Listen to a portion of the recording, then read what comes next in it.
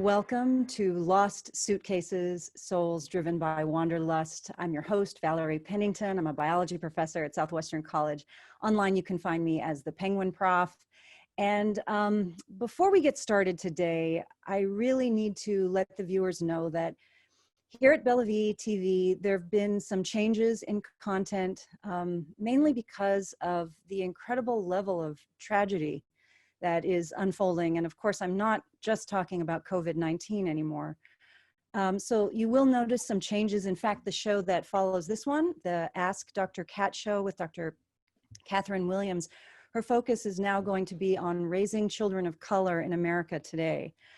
That said, my host, my guest and I decided to keep with our plan today because both of us have a similar belief about the importance of travel in general and study abroad in particular. And we decided to lead with this quote from Mark Twain. And he said, "Travel is fatal to prejudice, bigotry, and narrow-mindedness, and many of our people need it sorely on these accounts.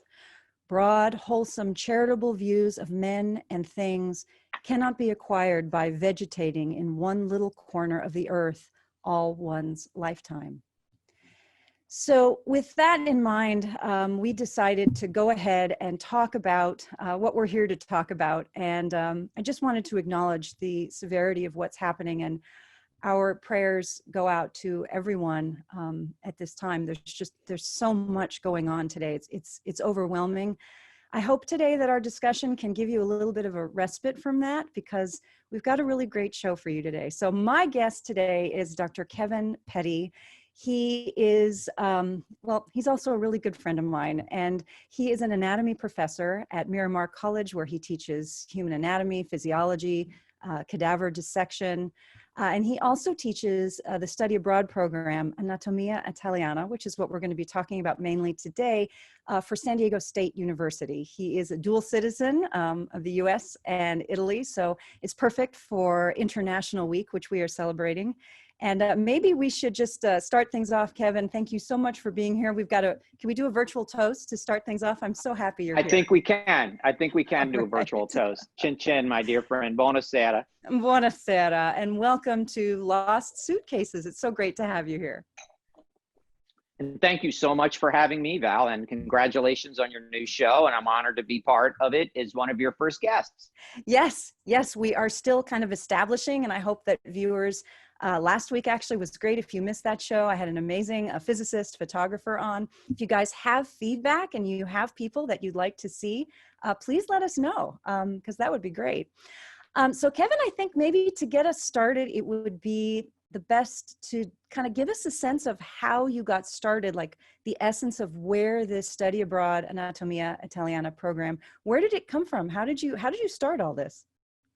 Yes, so I think it all started early in my career teaching anatomy. I've always loved history, and I joke how in another life I could have been a history major or even a sports writer. But here we are, right? You know, I'm in this particular career, still loving history and going to some conferences and learning more about the history of anatomy, where it all began, and noticing that it began in Italy. And I'm going to make that point here in a little bit, at least the modern anatomy program and the way we teach it today in the medical school, and being of Italian descent, that always spoke to me.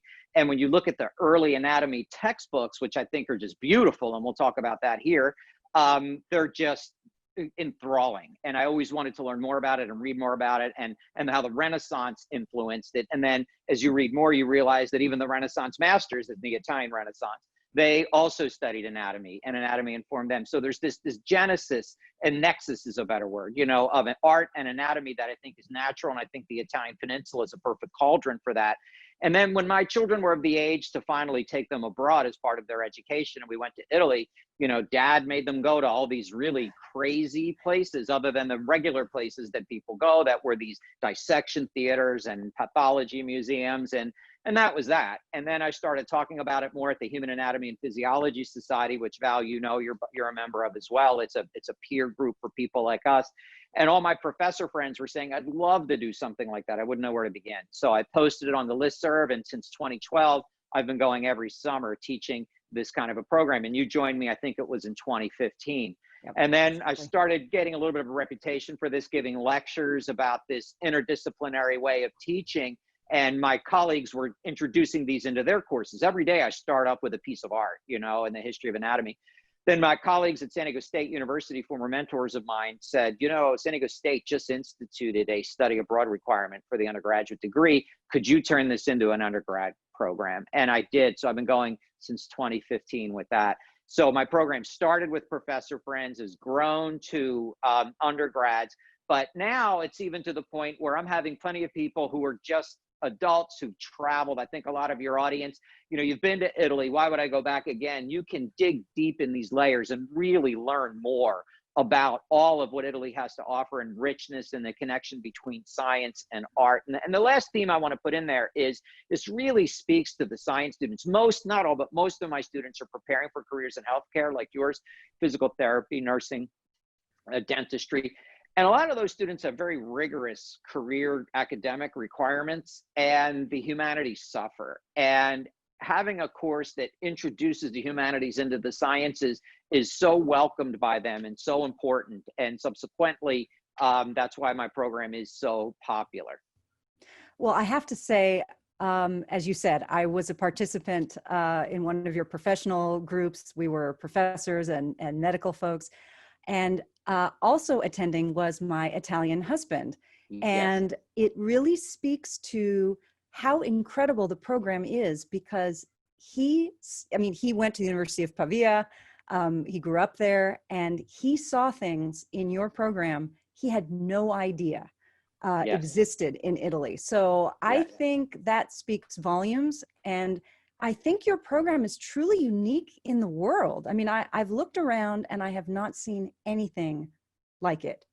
And You're too kind, pal. I appreciate you saying that. And no, it's absolutely true. I mean, I use the material, the photos that I did some videos. We'll probably link those down below as well on the Penguin Prof channel, and shameless plug. And it was life altering in the sense that it changed my view of how I teach anatomy and physiology. I now also always start with art, with the question of, okay, so yeah, these are the structures, here are the models, we've got specimens, but how did we come to know this? You know, what happened back in the day before we had all of these tools? You know, when dissections had to be done, you know, in a day, basically, because there was no embalming, et cetera. right. You know, and you give context to that, which I think is lacking in most, you know, standard anatomy, physiology, medical programs. So I think you have some, Yes. do you have some photos and some things that we can could I share my at? screen to tell this Yes, story? please. Because it's such a visually rich story. Please. So let's see if I can get this to work, Val. Oh, yes, this looks great. There we go. So Perfect. I think you can see it, right? So yes. This is just my standard, you know, the Anatomia Italiana is sort of like this umbrella that I tell this story through, whether it's with undergrads or professor friends or just general adults who want to travel with me. And, you know, just I want to say one thing, though, that you talked about your husband who's an Italian didn't know about this, as you know, and I want your viewers to know, you know, I have all these ideas, but when I take people abroad, it wouldn't be possible unless I had a tour operator. And my dear friend Laura Bianconcini from Exclusively Italian puts together everything. And when I first met her, she was my first Italian language teacher. She said to me, I'm an Italian. I don't know about any of this stuff, you know, and I love it. And that was really what really gets us going. But so many of the themes, the first one, and I know we don't have a lot of time, so we need to move sort of rapidly, is human anatomy in the first universities. Where to begin? The first university in the modern sense is the University of Bologna, founded in 1088. I can say that because they coined the term university and alma mater. This paradigm of students paying faculty for a conferred degree from an institution that's given a charter by a commune. And anatomy in the medical curriculum began here in the early 1300s. By the 1500s and 1600s, they became more and more public. And this is the ancient anatomy theater. I love these rooms. This dates to the early 1600s. You know, people studied here the very beginnings of looking at the human body. And if you go up the road just a few hours to the University of Padua, about 35 minutes to the west of Venice, is the oldest existing anatomy theater of 1595. The likes of Gabriele Fallopio and William Harvey all studied here, right? You know, so this is where we learned about how the heart worked. And I don't know if I told you this, Val, but I was contacted by Chinese Central Television, and I'm featured in an 8-part documentary about the history of science and medicine. And they start here, and I got to go up into the gallery. As you remember, when you visit there, you're only allowed to go in from the bottom and look up because it's pretty old and rickety, but they had special permission. So I go up there and I talk about William Harvey and about that room, and here's me and the crew. So I'm very proud of that. If you want, I can put the link here. I have a little clip of it on my YouTube channel from it. And your Mandarin has to be acceptable, right? So there's an English version coming out this year, but this came out first. But you know, and it's a rich story that's more than just anatomy. It's really the beginning of science at the University of Padua. You may remember this is Galileo's lecture podium that his students built. And I tell my students and colleagues, this is where Galileo lectured, you know, in these rooms right here. This is where modern science began. And as far as anatomy goes, you're familiar with Andreas Vesalius and his beautiful book, De Humani Corporis Fabrica, where we see the first accurate anatomical representations. These are the images that really captured me, Val, you know, to read more and more about this and just how the body is alive in these backgrounds. I mean, you work with publishers as well, and you're familiar with a lot of the textbooks. How many of our textbooks have backgrounds, you know, in the rendering? It just doesn't happen, right? And because with the Italians, not only does it have to be scientific and accurate, it has to be beautiful. It just has to be beautiful too, you know? And it's this art science connection that's just so wonderful. And part of what I do with my curriculum now, I have many programs in Northern Italy, Southern Italy. I did one in London, Amsterdam, Paris, not too long ago. I took some colleagues of mine to London because it was Leonardo 500 and his anatomical renderings were on display at Queen's Gallery at Buckingham Palace. So we also went to the Wellcome Collection, and this is Mr. William Shupback, who is a librarian, you know, rare books librarian. I just sent him an email. I said, I want to come with some friends of mine, and we put together a laundry list of books, and here I am with an original copy of the middle 1600s of his Fabrica, and just beautiful. So we got to see the books. Here's when I went back with my friends, and we're all gathered around the table. If you can look in the upper right, that's an original copy of De Motu Cordis, which was William Harvey's. I describe this as the first physiology book, right? Where 100 years earlier was Vesalius's Fabrica, which was the first anatomy. This was the first physiology, linking structure and function, which puts the heart as a pump in a closed loop system. That was discovered in Padua. This is his book there. On the left, I don't know if you can make it out, they just so happen to have a Michelangelo sketch of anatomy, of lower limb anatomy. The one in the bottom center down there, these great books, Val, I don't know if you could see the hand coming in, that were like dolls, like cutout dolls and flaps to teach the anatomy. That's how they would do it in the book. So I really want to celebrate the books in anatomy. And while he was there, he said, hey, I know you're all, you know, physicians and dentists and professors of anatomy. Oh, by the way, this is the first x-ray over here, Röntgen's x-ray over here of his wife's hand. They have one of the first ones that was taken there. So looking at the history of science is really a beautiful thing. And then tying it into these anatomists to what the Renaissance masters were doing. And everyone knows these pieces, but looking at them from a fresh perspective, from a new lens. Is the anatomy correct? Look at David's right leg where the muscles are tensed because it's weight bearing, and the one on the left where it's softer because it's not. The contrapposto, if you know what I mean.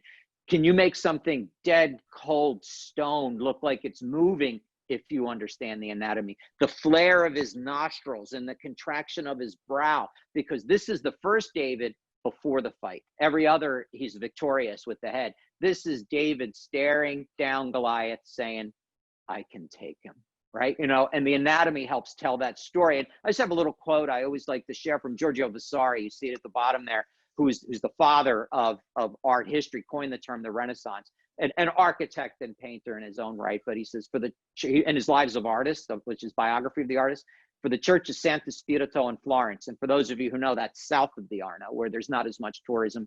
Michelangelo made a crucifix of wood, which was placed above the lunette of the high altar where it still is, and it still is. He made this to please the prior, which is like the pastor, where rooms were put at his disposal, where he used to flay dead bodies in order to discover the secrets of anatomy. So Michelangelo was only 17 years old. He had access to cadavers. This, we know he dissected, and we know it informed his art, but this crucifix is still there. And I take my students there and I say, you want to talk about the connection between art and anatomy? This is, to me, Val, I call it art in situ. It's where it was intended to be, not plucked out of where it was and put into a museum. It's in the basilica it was created for by a teenage Michelangelo, thanking someone for his anatomical studies. It's the only wooden sculpture he did that survives with us today, right? So it tells that beautiful story. So we know he understood anatomy and organs, and did it stay with him his whole life. And when we look at something like the Sistine Chapel, like sort of the apex of his career, I don't know if I can get my cursor to work. I can't, but if you could see God reaching out of this funky thing, creating Adam. And this is, all these ideas I'm about to present are grounded in the literature. And with my students, I have them read the original journal articles, which I could share with your audience if you'd like me to do that afterwards. But it's believed that, and this was published in the Journal of the American Medical Association, this image here is really a mid-sagittally section brain, that he superimposed this anatomy over this structure that was going to be God. And Val, if you had to pick an organ to be God, what would you pick? And then I tell my students, there's so many neuroanatomical references here as I get that out of the way. And if you could see in the bottom, like 7 o'clock on the dial, there's the bent knees of the angel. That's the optic chiasm, where the two optic nerves cross up. And then where that other leg dangles, that's the infundibulum with the pituitary. And see how it looks almost like a weird foot, where you see an anterior and posterior lobe of the pituitary? Only an anatomist would put it there. And I always argue that Michelangelo was such a genius. None of this was by dumb luck. This was by design.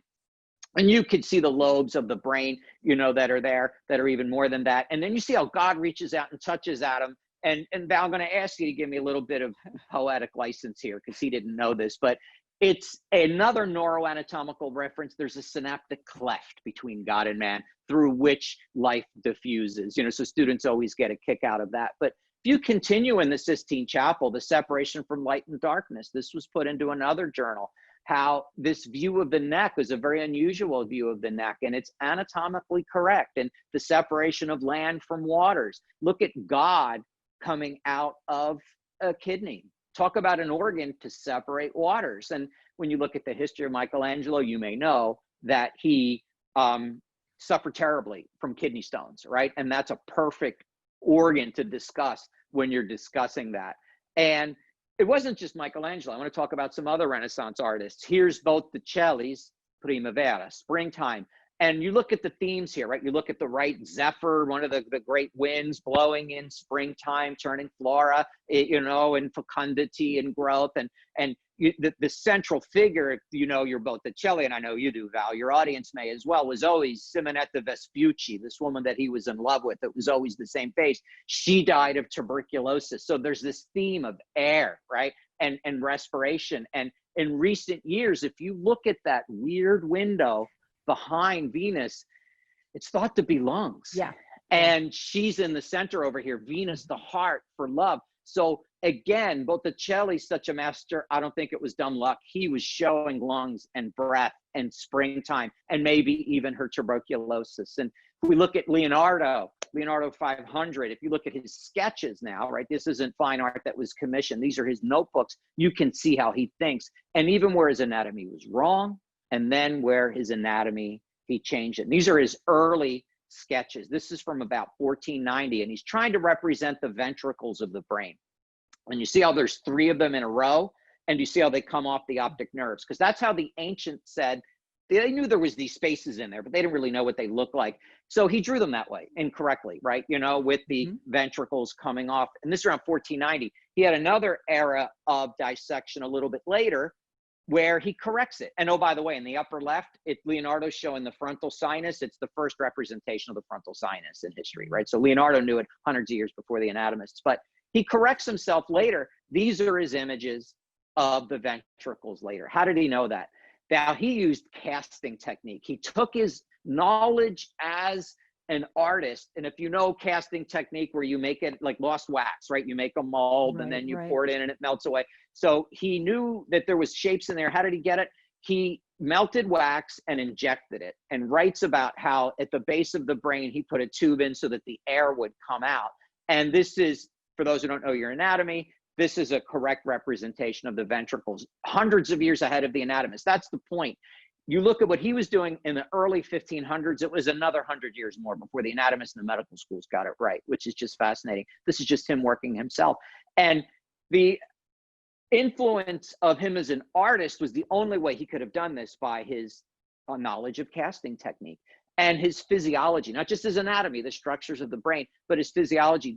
These are his drawings ruminating about how the aortic valve works. And even in my graduate courses, the way I learned the aortic valve works is the left ventricle contracts, shoots out blood, you get a big stroke volume, then the pressures dramatically drop off and the blood falls back, and it's just the backflow that shuts the aortic valve. I guarantee you, you give truth serum to most cardiologists and certainly physicians, that's what they'll say how it works. Well, Leonardo went a little bit deeper.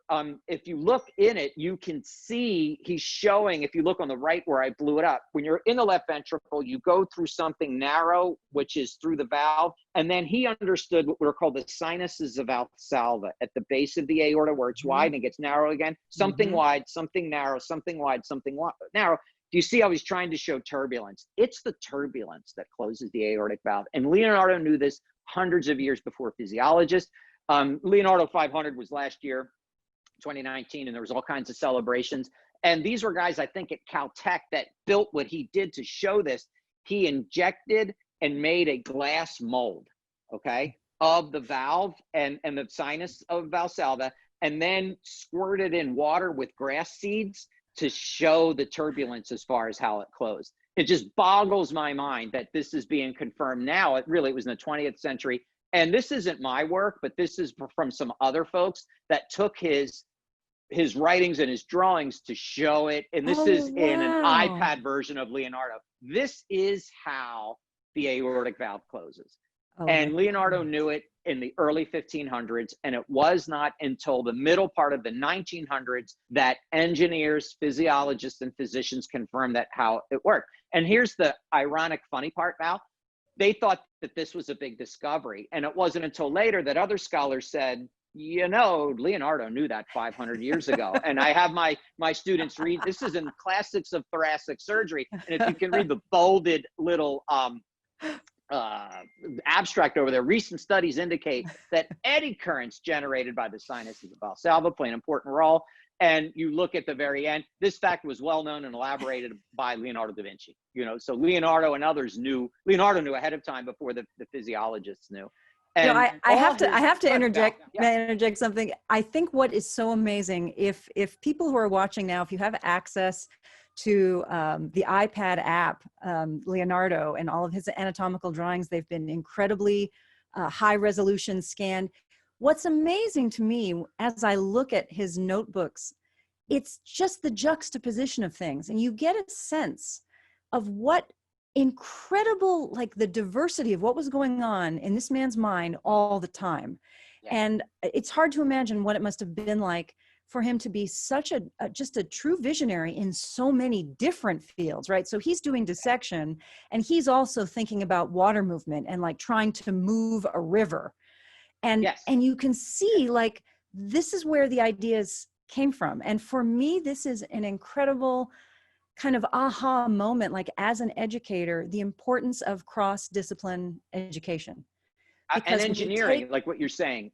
Yes, when you just have a solitary, just a single-minded approach to anything, I think it really limits us in how we are going to think about the world and think about our field.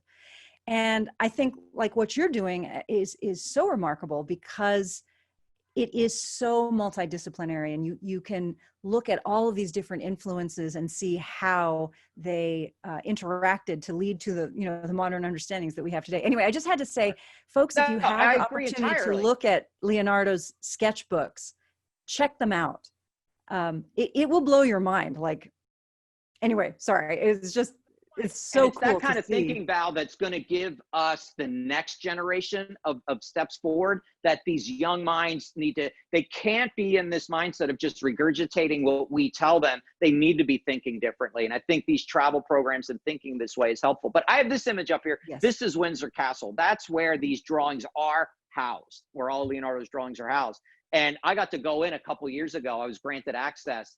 to go up and in and view them as a scholar. The picture on the right is one I took. It was the only one they would allow me to take, because their whole thing is you're not here as a tourist, you're here as a scholar. So I got to pick the ones I wanted to see. This is one of my favorite ones, sometimes called the Great Lady Anatomy. And I took that one photo, and I got to stand as a stock photo here. That's Martin Clayton. That's the man who granted me access. He's the one who's the curator there. I got to stand right there. Those cabinets behind him is where they're all housed, you know, and they just pull them out and you get to see them. But you can only see them as a scholar. But last year, because it was Leonardo 500, they were on display all throughout the UK. So these are ones that I took just to give scale, because you get no scale when you look online. These early ones, look how small they are. The later ones were much larger because there's good evidence he was writing an anatomy treatise. And that's what these were intended for. But just because we only have a few more minutes, other themes that Italy allows is in religious expression, the human body as a vehicle, relics. This is the Basilica of St. Anthony in Padua. You see the jaw and the tongue used. In that same place, that's where Gabriele Fallopio is buried, right? As well as the Marchetti father-son that were also anatomists. And if you could see in the funerary monument plaque on the right, it says they studied in the anatomical theater, anatomical teatro. You know, that's all right there. I'm tying together religion and so forth and the human body.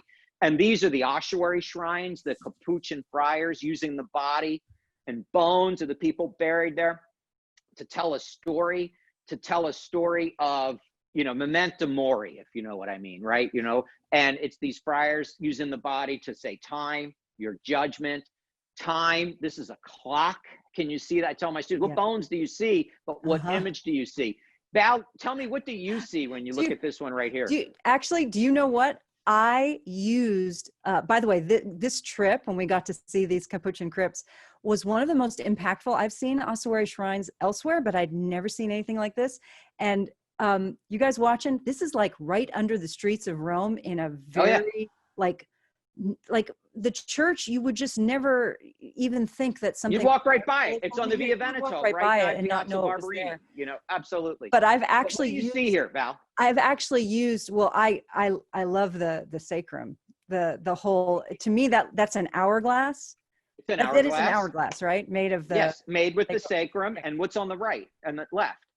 The right and the left. Yeah, our scapula. Yes. Showing wings. Oh, oh, yes. You know, I've always looked just at the time. So it's, is it supposed to be hourglass is with the two sacrum, flying, and then the scapula are on the right as wings. Time flies. The whole thing is time flies. Because the old school Italian Roman Catholic, you know, I was raised Roman Catholic, was educated by Franciscans, and the whole thing was, this life is short, get everything in order for the next life, you know, and that's what memento mori is all about, using the body to tell that story. But Val, there's other Capuchin ossuaries. This is in Sicily, in Borgio. This is in Palermo. There's another one. And they have, this is 100 years ago. This is Rosalia Lombardo. The Italians were embalming, right, as well. So not only they have the skeletons, this is her 100 years later. Wow. She was CT'd head to toe. If you look at the author here, Dario Piombini Moscali, he's a colleague of mine. He's the anthropologist, as a curator. He greeted me and brought me in, and these are his students that are doing research there. But they CT'd and MRI'd her head to toe. Val, her organs are still intact, and she's been there 100 years. So just looking at their capacity to do all of these things, and then the flesh to wax is the best connection between art and anatomy. As dissection became more and more acceptable, they just couldn't keep up with the ephemeral corpse. So they needed something more. So they made these wax models only in Florence, right? And that's where it began, where art and anatomy comes together. And look at these poses, and you know it's paying homage to Michelangelo, you know, when you look at this image here. But they're didactic. I'm going to go through these quickly. This is the Medici Venus, they call her. She comes apart, deeper layers. So she's there clearly to teach anatomy, This is the Venerina in Bologna, who's, I mean, Val, this is real hair that they all have that's in braids. She has pearls around her neck because she has to be beautiful as well. And is she dead or not? You see, the thing is, if you make it beautiful, then there's no barrier to studying something that could be repulsive, which is a dead body. in there. And I think that that's a unique thing as well. So when I go with my students, they say ahead of time, now where do we have class? I say, where do we have class? We don't have it in a class. We go to the halls of the universities where there's frescoes of the professors. This is a sort of monument to Antonio Maria Valsalva. On the right, you can't see it. It's Marcello Malpighi. We talk about these great anatomists. And I mean, you and I learned about the tubules of Malpighi, right? Those eponyms have gone away.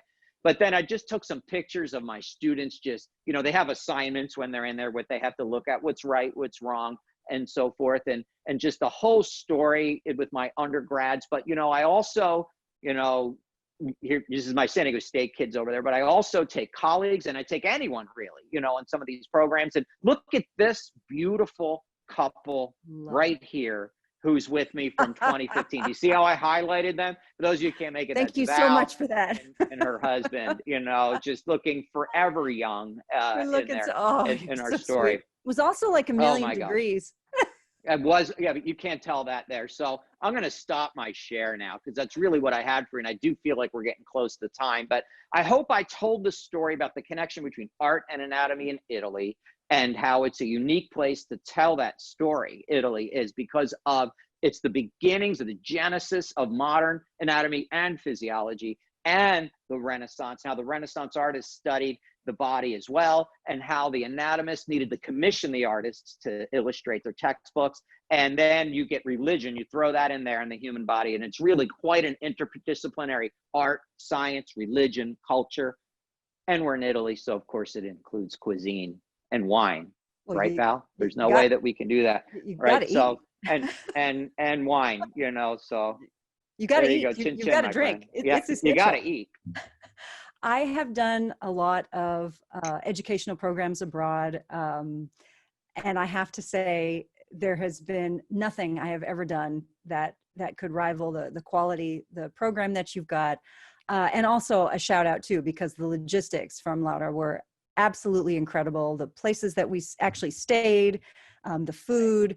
I don't want to sound like a commercial, but for those of you that are watching, when you decide you really want to experience a completely different side of Italy, or especially if you're a medical person or you're a student going down that path, if you want to really have your mind blown and think about the human body in a completely different way, I just can't recommend this more highly. And wow, Kevin, you showed us a lot, and I don't know about anybody else, but you and I were both supposed to be in Italy right now, correct?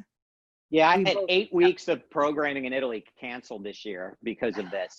Believe me, that's the least of the problems that have occurred with everything that's going on over here. But, I know. I had a lot of disappointed students. They needed it to graduate. There was all this drama. We worked out, a deal with them, what the university did, but.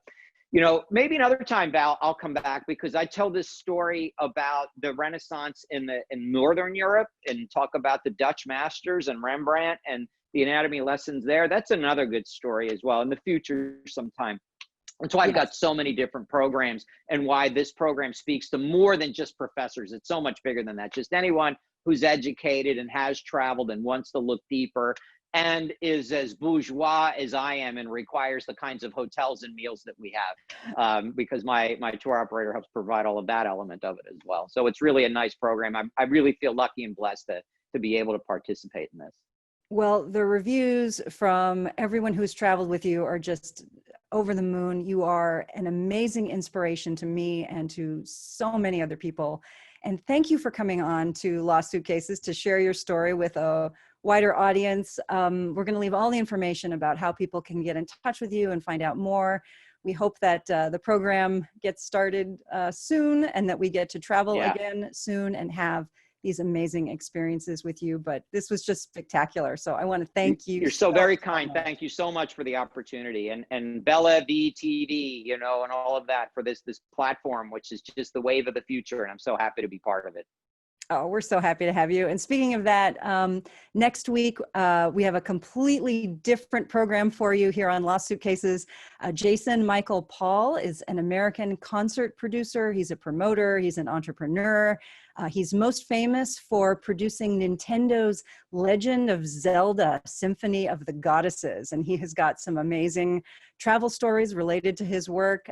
So you'll definitely want to come back next Saturday at 6 p.m. for the live stream. For now, keep those suitcases in storage, but come back here for your travel fix. And thank you all so very much for watching. Thank you, Kevin. Thank you, Amanda, and the whole team for putting this together for us. Thank you, everybody. Thank you. Thank you. Stay safe and take care. Bye-bye.